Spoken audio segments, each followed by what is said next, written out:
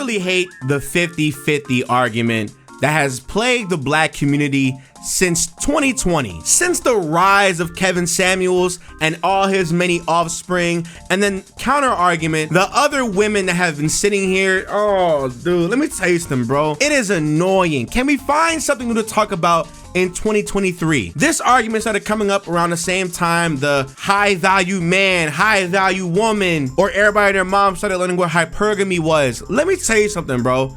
Normal people do not have these conversations at all. Like, it's only online when I see a humongous influx of people saying things like, oh, I can't date a man that doesn't do this, or on the opposite side of the spectrum where it's like boys would be like, yo, I don't want my woman to do this. And are you in the kitchen? Are you cooking? Are you cleaning? Is my plate hot? And then the women are like, on the bills paid? What am I paying for it? Like, yo, like, dude. Let me tell you something, bro. I think the only time this argument can actually shine is when you sit there and look at the statistics behind marriage failing, or who makes the most money, yada yada yada. But the problem is this, bro. Not everybody lives this life. We're in the middle of a recession and everybody and their mom is telling each other what they can and want from a relationship, and it's just not realistic. And hear me out, right? I'm not saying not to have your standards, but let's be for real here. Are you even worth it? As a man or as a woman, are you worth it? And what makes you worth it? I hate that the internet basically put a price tag on relationships and everybody and their mom wants to be an entrepreneur. And we sat here and let celebrities, who mind you, are making money off of us, basically value our civilian lifestyles. And it's so annoying to me, bro. A lot of women look up to the scamming women or the prostitutes or the OnlyFans girls. They're two different things, mind you. And now you have a lot of young boys who look up to rappers and people on these podcasts sounding bitter. They look up to them now, and it's bro, please go outside, man. Because if you go outside and you take care of yourself, you would notice that none of these conversations happen in real life. And if they do, remove yourself from them. In my 26 years of life, I've never once had a woman sit here and say, what do you bring to the table? It's more, what do you do? What are you into? How are you? Stuff like that. You gotta talk. There should be no reason why you're worried about somebody else's wallets when you aren't interested in them. Am I wrong? Am I right here, folks? A lot of people want to look good for other people and not themselves. And that's the problem. You know, in a relationship, it should be you, your partner, and if you have kids, you do your whole family dynamic. You make your power dynamic inside of the house, basically what's comfortable with everybody else in the house, and you grow up and you raise your kids and you live your life and just have fun. But because of the internet, right? You literally can talk to a girl or a dude, and for some reason there's this sense of entitlement. Like I said, there's nothing wrong with having standards, but please be realistic here. If you as a woman do not have a job, haven't graduated, maybe isn't even going to school at all, still live with your mom, are expecting a humongous savior Superman rich guy to come and take you because you look pretty, let's be honest, he's just trying to use you. And as a man, right, if you are not working, if you're not building something for yourself, trying to add value to your life and add more for yourself to splurge when you're older, why do you expect a woman to quote unquote submit to you? Some of y'all are 21, 22 and don't even have money. Y'all are in college right now struggling. Why does that matter to you? And it's almost I'm not gonna lie to you, I agree with the girls sometimes, right? No man with money is having these conversations, but at the same time, all the men with the money get what they want. I think a lot of girls look at men with money as obviously they're the prize, right? In their mind, they're not the prize. It's a weird thing because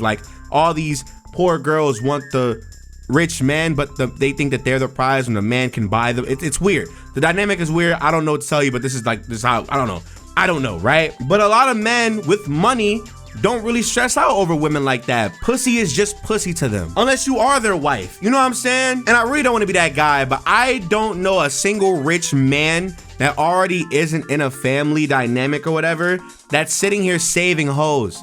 You're probably getting tricked and fucked. That's about it. They kick you to the curb if they don't need you no more, bro. And then as men, dude, y'all have to stop being so damn emotional, bro. And hear me out.